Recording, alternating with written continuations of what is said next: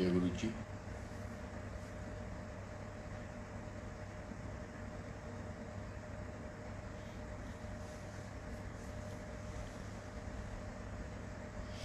जय गुरु जी।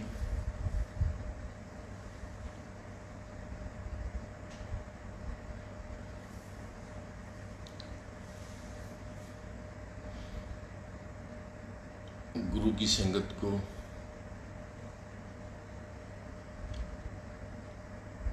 गुरु की कृपा, गुरु की मेहर,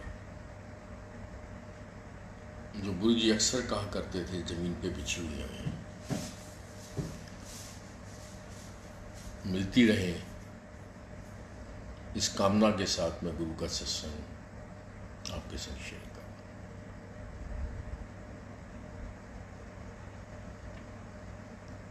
आज एक ही सत्संग में शेयर करता हूं आपके संग,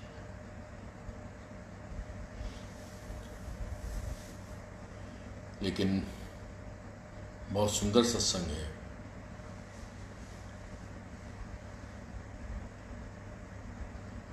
क्योंकि सब जो भी संगत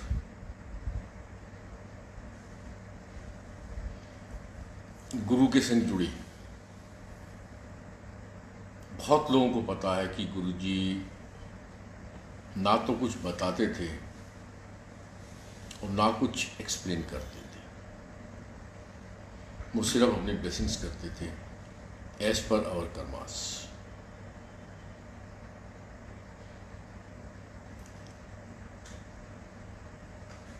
बहुत रेयर चांस में गुरु जी कुछ बताते थे और बहुत रेयर चांस में कुछ एक्सप्लेन शायद करते होंगे, पता नहीं। क्योंकि मेरे से भी उन्होंने 21 अक्टूबर 2006 से लेकर 27 मई 2007, जिस दिन गुरु जी की आखिरी संगत डे था, संडे का दिन था,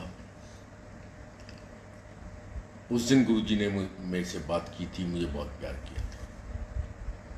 that was 27th of May 2007। Anyway, वो सत्संग मैं बाद में करूँगा, लेकिन उसी दौरान मैंने एक सत्संग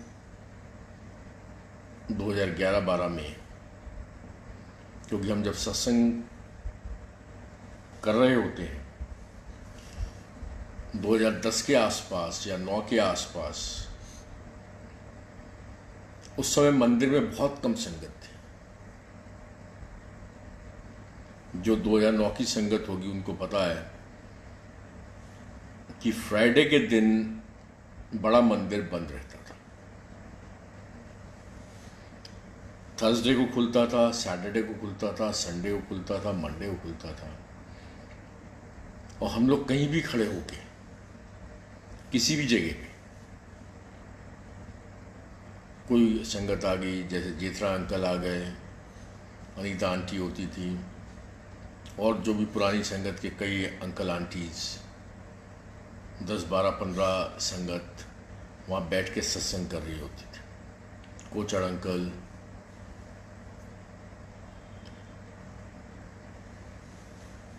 और बिल्कुल 10, 15, 20, 25 संगत होती थी। तो उस टाइम एक, तो ये सत्संग, एक ऐसा सत्संग मैंने सुना है जिसमें गुरुजी ने जीवन को एक्सप्लेन किया। वैसे तो बहुत सत्संग में बहुत कुछ उन्होंने बताया है, लेकिन गुरुजी जनरली कुछ बोलते नहीं थे। तो ये सत्संग आज मैं आपके संग शेयर कर रहा हूँ, जिसमें गुरुजी ने जीवन को एक्सप्लेन किया। इसमें मैं सिर्फ एक ही चेंज करूँगा। अभी तक मैं जितने भी सत्संग करता हूँ उसमें मेरे से जिस भी संगत से बात होती है उस संगत का नाम लेता हूँ, उसका एड्रेस बताता हूँ, उसकी पूरी आइडेंटिटी डिस्क्लोज करता हूँ। लेकिन शायद इस केस में मैं आइडेंटिटी डिस्क्लोज नहीं करूँगा फॉर द रीज़न, क्योंकि कुछ सत्संग ऐसे होते हैं जो शायद पर्सनल लाइफ में, ऐसे मेरे भी कई सत्संग हैं जो मैं आपके संग शेयर नहीं कर पाऊँगा। At least on camera no, I won't. वो हो सकता है मैं लाइव 10-15 लोग बैठे हों और उस time without camera I miss. मैं से कई बार करता हूँ क्योंकि कुछ सत्संग बहुत पर्सनल होते हैं जो आप प्राइवेटली नहीं कर सकते, आई मीन ओपनली पब्लिकली नहीं कर सकते। तो ये सत्संग है एक लेडी का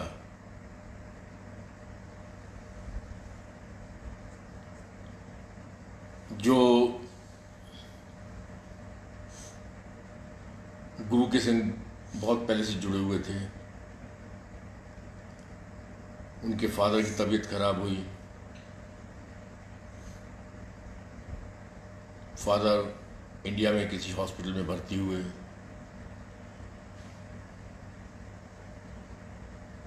वेंटिलेटर पे गए। जब वेंटिलेटर पे गए तो 4-5 दिन के बाद डॉक्टर्स ने फैमिली को इन्फॉर्म कर दिया कि बेटर कि वेंटिलेटर आप हटा दें, मल्टी ऑर्गन फेलियर हो चुका है। लेकिन मदर को गुरुजी पे बहुत विश्वास था। She tried her level best, but Guruji कहीं नहीं आता पता चला। जलंधर मंदिर पता चला कि गुरुजी नहीं है, दिल्ली मंदिर पता चला गुरुजी नहीं है, चंडीगढ़ पता चला गुरुजी नहीं है। गुरुजी का कोई अता पता नहीं था। डॉक्टर्स बार बार कहते थे आंटी को कि इनको वेंटिलेटर से हटा दो। आंटी बार बार रोती थी लेकिन गुरुजी की तरफ देखते थे। 21वें या 22वें दिन, I remember it was 21st day on the ventilator. Guruji का फोन आया उस आंटी के पास और गुरुजी ने उस आंटी से कहा, भाई आंटी की हाल चाल है। अब वो बेचारी फूट फूट के रोने लगी जिसका पति 21 दिन से वेंटिलेटर पे हो। क्यों है, क्यों रो रही है, पता सब है मालिक को, लेकिन मालिक ने फुल ड्रामा करना होता। ये हम लोगों को कौन सा जीवन दिया है, किस तरह से हमें पपेट बनाया है, मालिक को पता, हमें नहीं पता। 21वें दिन गुरुजी का फोन गया, हाँ भाई की हाल। आंटी ने रोते रोते बात की, क्यों रो रही हैं अंकल, वेंटिलेटर ते है कि क्यों है अंकल नू मल्टी ऑर्गन फेलियर है, तो फिर क्यों है वेंटिलेटर ते क्यों है। उसने गुरुजी वेंटिलेटर पे नहीं होगा तो उतर जाएंगे, तो डॉक्टर कह रहे हैं उतरते ही ख़त्म हो जाएंगे। की कह रहे डॉक्टर कि उतरते ही ख़त्म हो जाएंगे, ले हटा वेंटिलेटर। उसने कहा गुरुजी वेंटिलेटर हटेगा तो उतरते ही ख़त्म हो जाएंगे, और गुरु कह रहे उतारू नू अगले हफ्ते मेरे को लाओ। एमी खाम का डॉक्टर ने की करना। So as per Guruji's word ventilator से हटाया गया। एक हफ्ता जो भी रिकवरी का टाइम होगा वो मिला। Next week they were whole family with Guruji along with uncle, aunty, daughter जिसने ये सत्संग सुनाया। ये सब लोग गुरुजी के पास छोटे मंदिर में थे। अब ये जब सब कुछ होता है आदमी को विश्वास हो जाता है। अब ये सत्संग में यहाँ तक आप सुन रहे हैं तो आपके अंदर भी थोड़ा सा विश्वास गुरु के प्रति पैदा होता है। चाहे पहली बार सुन रहे हैं गुरु के सत्संग या हो सकता संगत रेगुलर सुनती हो। समय बीतता गया, बेटी का लव अफेयर चल रहा था किसी लड़के के साथ। गुरुजी ने एंगेजमेंट ब्लेस की जहाँ मोडेनाल एंगेजमेंट का। उस लड़की की एंगेजमेंट हो गई उस लड़के के साथ। वन फाइन डे माँ बेटी दे वर सिटिंग इन छोटा मंदिर, एम्पायर स्टेट। गुरुजी ने रात को 8 बजे आदेश दिया कि जाओ सीधा जलंधर मंदिर जाओ। माँ बेटी रात को 8 बजे जलंधर मंदिर के लिए चले, सुबह 6 बजे जलंधर मंदिर पहुंच गए। जलंधर मंदिर में पहुंच के माँ ने गुरुजी को फ़ोन किया कि गुरुजी हम जलंधर मंदिर पहुंच गए हैं, अब आगे का क्या आदेश है, दसो आगे की करना। गुरुजी ने सिंपली एक ही बात की, कहते लिया कुड़ी नूं कह दे अपनी वो अपनी एंगेजमेंट तोड़ दे।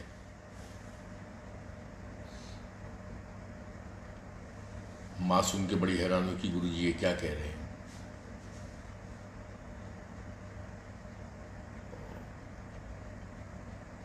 माँ ने भी कहा कि गुरुजी वो तो एंगेजमेंट आपने ब्लेस की, मैं कह रहे हैं ना कुड़ी नूं कह एंगेजमेंट तोड़ दे। तो माँ ने बेटी से कहा कि गुरुजी ऐसा बोल रहे हैं। बेटी अब सारा विश्वास खत्म। भाई ये तो जीवन है ना भाई, आप I am in love with somebody, मतलब मेरे भी कुछ इश्क हुए जवानी में, तो वो इश्क को तोड़ना कोई इतना आसान काम नहीं होता। तो ऐसे ही किसी when anybody is in love you know, और आप एंगेजमेंट भी हो गई, मेरे संग भी ऐसा हो चुका है कि मेरे I was in love, I got engaged और मेरी एंगेजमेंट टूट गई। मैं 1.5 साल तक बाबा बन गया था, इतनी लंबी लंबी दाढ़ी हो गई थी उस टाइम। तो डेफिनेटली किसी को भी दुख होता है when you are in love. जवानी शायद बहुत लोगों ने गुजारी हो, कुछ जवान भी सुन रहे होंगे। If they are in true love with somebody और वो रिलेशनशिप खत्म होती है, आप मेंटल डेली हम सुनते हैं किसी ने प्रेमी ने जान दे दी, कोई सड़क पे कूद गया, कोई उसके सामने कूद गया। ये अब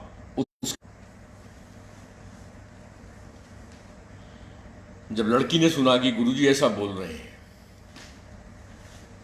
उसने फ़ोन पकड़ा और गुरुजी को कहा मैं नहीं तोड़ूंगी। तो गुरुजी कहने देख ले तेरी मर्जी है, मैं तो जो कह रहा हूँ सुन ले तू। उसने बताया कि वी आर इन लव। गुरुजी कहते ताकि हो गया, मैं तेन कह रहा छड़ दे कुड़े मुंडे नूं। उसने कहा नहीं मैं तो नहीं छड्डांगी। कहते नहीं तो शामी 7 बजे वो तेन फ़ोन करेगा, वो छड़ देगा then. She said you Baba what do you think about yourself, we are in love.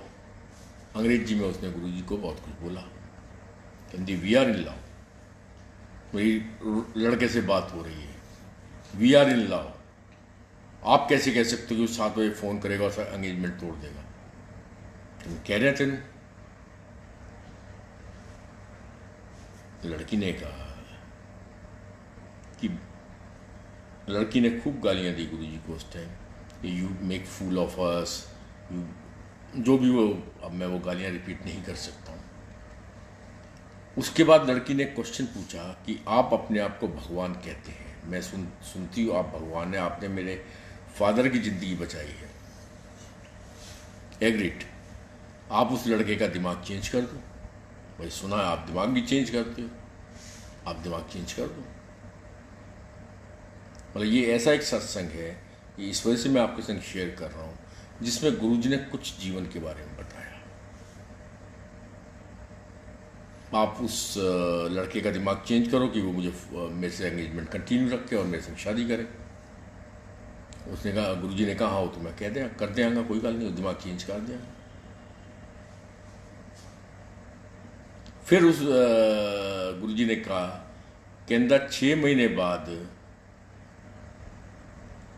उस लड़के के जीवन के अंदर बीमारी आनी है, उस बीमारी करके उसके हथ भी कटने हैं तो पैर भी कटने हैं। उन 10 लूले लगने नाल तू अपनी जिंदगी जिएगी। फिर उस लड़की ने कहा कि आप तो भगवान हो। भाई उसको बीमारी ही मत आने दो, डू समथिंग कि वो बीमारी ही उसके पास ना आए। फिर गुरुजी ने जवाब दिया, कहना करन नूं तो मैं कर दियांगा, मैनू की, लेकिन मैं कदी किसी का बुरा नहीं करता। गुरुजी ने आंसर दिया कि करन नूं तो मैं कर दियांगा, पर मैं कदी किसी का बुरा नहीं करता। मैं अज उन्होंने उसके हाथ पैर कट्टन तो बचा लाँगा, कोई दिक्कत नहीं, I can do it. But आज अगर बचावांगा तो उसके कई अगले जन्म खराब हो जाएंगे।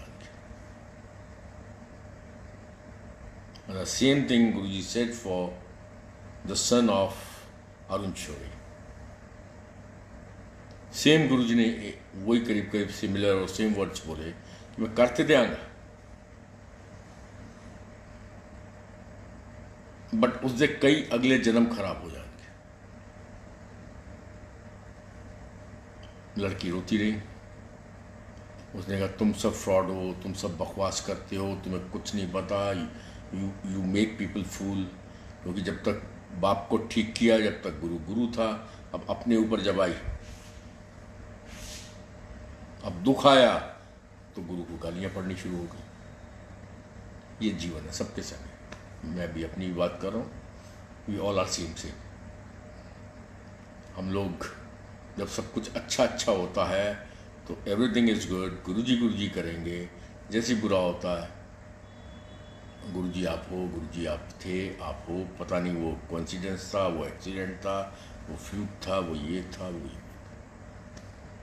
So she started all this things and finally she asked one question. ये क्वेश्चन था जहाँ गुरुजी ने जीवन के बारे में थोड़ा सा बताया। वैसे तो कई सत्संग में बताया, लेकिन इस सत्संग में प्रैक्टिकली किसी संगत को बताया। उस लड़की ने यह सवाल किया कि ठीक है, आप उसका दिमाग चेंज कर सकते हो, आप कर दोगे।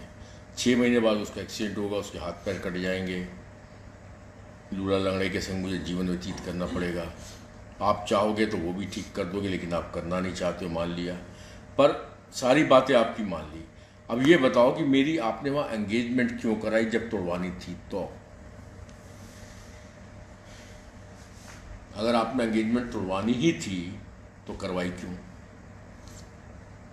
देन गुरु जी के फाइनल आंसर, कहते जीवन दे हर स्टेज दी, हर एज की अपनी ख्वाहिशें होती हैं, अपनी डिमांड्स होती हैं, अपनी तकलीफ़ें होती हैं, अपने दुख होते हैं, अपने सुख होते हैं। Like when you are a kid, बच्चे नू की चाहिए है, वह खेलने का मौका चाहिए, उसको खेलने की छूट मिल जाए, उसका बचपना बहुत अच्छा होगा। If you pressurise the kid, उसका बचपना उसके हिसाब से नहीं चलेगा। उसको खिलौना चाहिए, उसको कुछ खेल चाहिए, उसका जहाँ भी इंटरेस्ट हो वो चाहिए। अब जैसी जवानी आती है तो जवानी की डिमांड्स पूरी चाहिए। आप उधेड़ उम्र में जाते हो तो अब बच्चे पैदा हो गए तो बच्चों के लिए रोटी रोजी, बच्चे आगे कैसे बढ़ेंगे ये आपके जहन में रहता है। और जब बुढ़ापा आता है तो फिर हाथ जोड़ते हैं कि ये महाराज वह बॉडी ठीक रखना, बाकी तो जो है सो है, बड़ी बढ़िया। वही गुरुजी ने एक्सप्लेन किया, हर एज की अपनी ख्वाहिश है, हर एज की अपनी तकलीफ है। तेरी सगाई इस करके कराई कि मैं भी तेरे करमानू काटना से सगाई कराई, उन सगाई तोड़वा रहे हैं जेड़े तेरे करम है गए, और तू रोएंगी। This is what Guru said, कि तू रोएंगी, कई दिनों तक रोएंगी, कई महीने तक रोएंगी, और रो रो के मैं तेरे करमानू कटूंगा। इस करके सगाई कराई।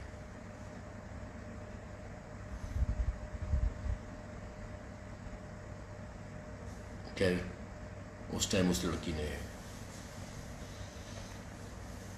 गुरुजी को काफ़ी बुरा भला कहा, लेकिन जब 6 महीने के बाद लड़के को बीमारी लगी, उसके हाथ भी कट गए, उसके पैर भी कट गए, Then she realized who is he.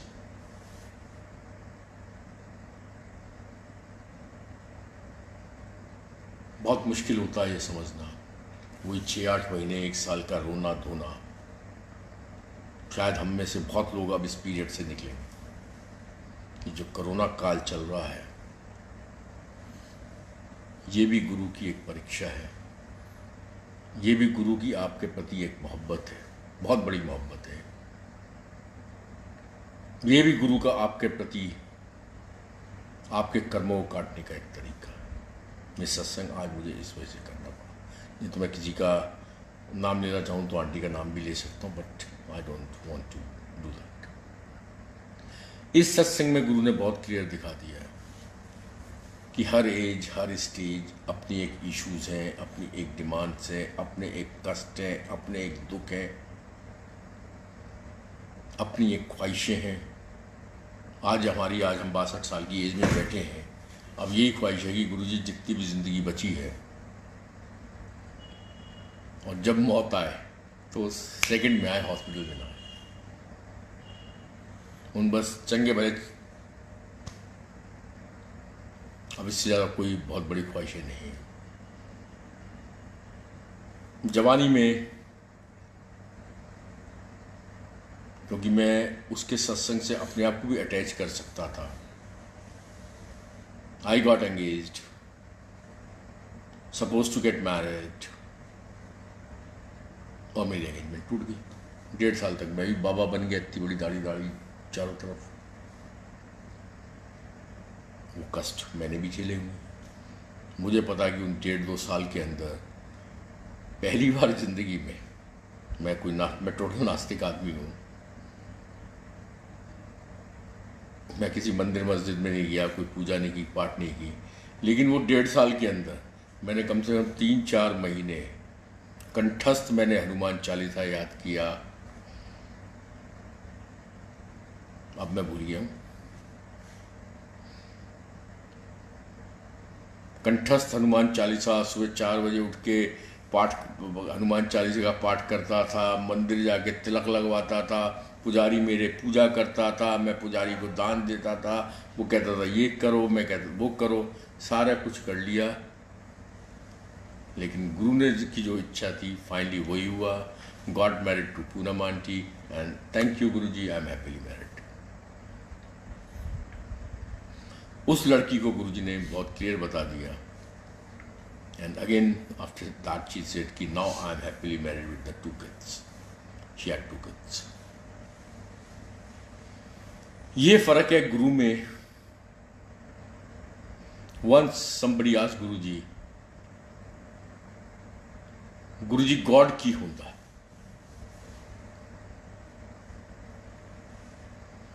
भाई गॉड की ਹੁੰਦਾ? गुरु जी gave simple answer that Guru on duty is God. That Guru on duty is God. बस यही फर्क है। ईश्वर ने उस लड़की की लाइफ में, ये सत्संग के थ्रू आंसर मिलता है आपको। सत्संग आपको बहुत आंसर्स देते। ईश्वर ने जब ऊपर शिव ने, ये हमारे गुरु जी ने जब वो ऊपर थे, जब उस लड़की को नीचे भेजा, या जब वो आधे ऊपर थे और आधे नीचे थे, जब उस लड़की को नीचे भेजा, क्योंकि ऊपर भी वो काम कर रहे थे, नीचे भी वो काम कर रहे थे। ये तो है नहीं कि उस सिमट के रह गए थे उसी शरीर के अंदर। ऊपर का काम उनका चालू था, नीचे का काम उनका चालू था, वो तो दोनों जगह चालू था। ऊपर उन्होंने जो किस्मत उसके कर्मानुसार लिख दी थी, उसके हिसाब से उस लड़की को अब तय जीवन एक लूले लंगड़े के संग जीवन व्यतीत करना था। ठीक है, लव मैरिज तो एक अलग चीज़ है, और लव कितनी देर में काफुर हो जाता है ये सबको पता है कि आज लव मैरिज की परसों तलाक की तैयारी भी होती है, तो कोई बहुत बड़ा इशू नहीं है वो आज की तारीख में या किसी भी तारीखों में। सो दैट डे गुरु वही जब ईश्वर के रूप में ऊपर बैठ के किस्मत लिखता है, वो तो उसने किस्मत लिख दी, लेकिन वही ईश्वर जब गुरु के रूप में धरती पे आता है, तो आपके लिखे को मिटाता है, कुछ नया लिखता है, कुछ अच्छा आपके जीवन में करता है। चाहे उसके लिए आपसे आंसू निकलवाने पड़े तो वो आंसू भी निकलवाता है। स्वयं वही ईश्वर जब गुरु के रूप में आपके पास है। इस सत्संग में गुरुजी ने बहुत कुछ एक्सप्लेन किया, बहुत कुछ समझाने की कोशिश की। मैं बच्चा था तो मेरी क्या डिमांड थी? मेरी बहुत सिंपल डिमांड्स थी कि ये खिलौना दे दो, ये एक बंदूक दे दो, ये ठा मैंने मारा, ये मैंने एक दिवाली के दिन एक पटाखा छोड़ दिया, and I was too happy. जवानी आई तो जवानी का भूत आना ही आना है, बट नेचुरल है, ईश्वर की दी हुई चीज़ें हैं। अब शादी हो गई, बच्चे हो गए, तो भाई साहब उनकी जिम्मेदारी, लायबिलिटीज़ आपको लेनी है। Sorry wrong word, but still वो करना है, कमाना है, ये करना है। हम सिर्फ इसी डेली रूटीन में फंसे रहते हैं, हम इससे ऊपर उठ नहीं पाते। और गुरुजी ने कहा भी नहीं है हमें बहुत ज़्यादा ऊपर उठने की इन चीज़ों से, क्योंकि यही हमारा कर्म है जो हमें 100% निभाना है। But be sure about one thing, एक चीज़ और आप सोचें, क्या यही इंसानी जीवन है? मतलब we have been born only to do our regular these karmas, कि हमने पैदा हुए हैं routine jobs. Are we born only to do the routine jobs, कि हम सिर्फ पैदा इस वजह से हुए हैं कि हम बचपन में हैं, जवानी में हैं, अधेड़ उम्र में और बुढ़ापे में गए, राम नाम सत्य, एक मकान बना दिया, 4 कारें खरीद ली, या 4 मकान बना दिए, 2 कारें खरीद ली, या सड़क पे रिक्शे के ऊपर मर गए, या चलते चलते मजदूर जो मर रहे हैं, यही हमारा रूटीन जॉब है क्या? क्या इंसानी लाइफ सिर्फ इसीलिए बनी है क्या? नो? ये तो सबका एक दूसरे का लेना देना है। इस जीवन में मजदूर भी आएगा, मालिक भी बनेगा। इस जीवन में ड्राइवर भी आएगा, पीछे बैठा हुआ मालिक भी बनेगा। मालिक नहीं होगा, ड्राइवर नहीं होगा, मजदूर नहीं होगा, मालिक नहीं होगा, मालिक नहीं होगा, मजदूर नहीं होगा। सब एक दूसरे के पूरक है, सबके अपने कर्मानुसार ईश्वर ने आपको नीचे भेजा। ये मौका मिला है, there is some hidden purpose behind this life. जो गुरु ने सत्संग के थ्रू एक्सप्लेन किया है कि कर्मा के हिसाब से तेरे जीवन में लंगड़ा लूला था, गुरु ने आके उसको चेंज किया। दैट मीन्स कर्म बहुत ऊपर है। सो संगत जी,